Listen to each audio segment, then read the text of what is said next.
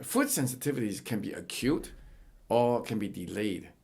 In the case of adrenal fatigue, most of the time we see is people that have problem taking in certain food.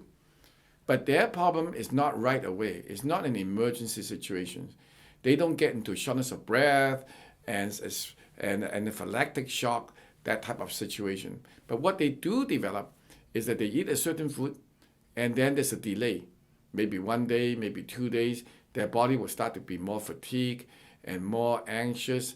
Brain fog will come on. So this is the type of a slow onset that is quite characteristic of adrenal fatigue.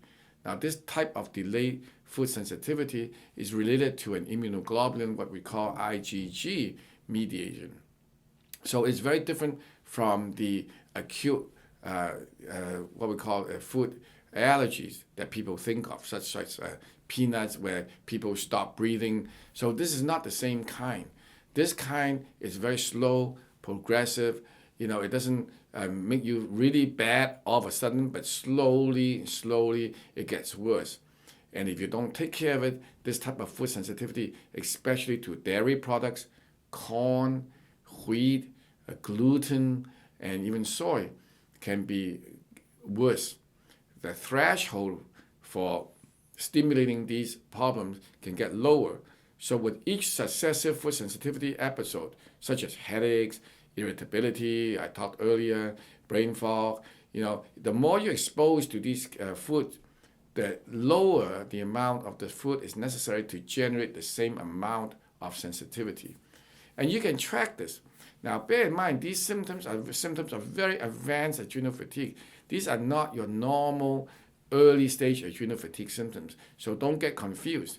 When these symptoms happen, the body is already in a state of disarray, usually internally. It is not very happy. It is sometimes throwing what we call a temper tantrum along the way. And some days you will feel better, some days you will feel worse. But over time, you will notice that the body will get more and more weak and will not be able to tolerate these food. And it can take years and decades. Okay, I said earlier the most common is corn, wheat, and dairy products. So the first thing you do is to be able to recognize that this is a problem that can be related to adrenal fatigue.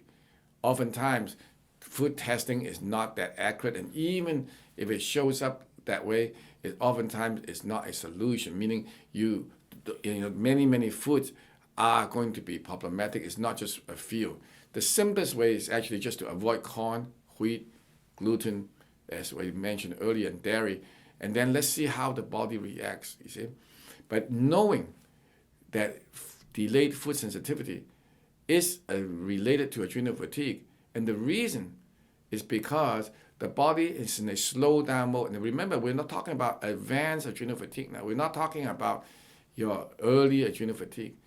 In advanced adrenal fatigue, the body slows down, assimilation goes down in the gut.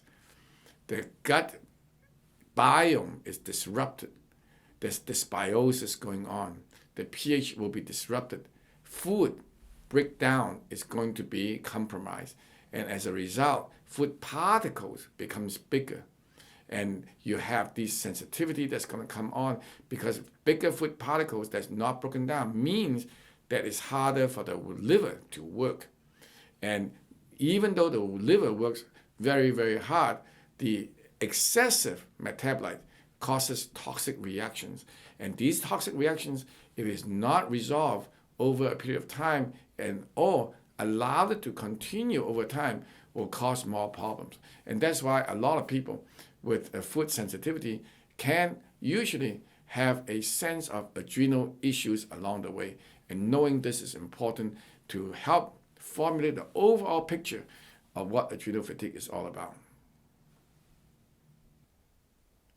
I hope you've enjoyed this video. For more information on this topic, head over to drlam.com, where I have written over 1,000 articles to help educate people. You can also call me at 626-571-1234 for more information on adrenal fatigue and how to navigate it. Finally, if you enjoyed this video, please subscribe to my YouTube channel. Thanks for watching.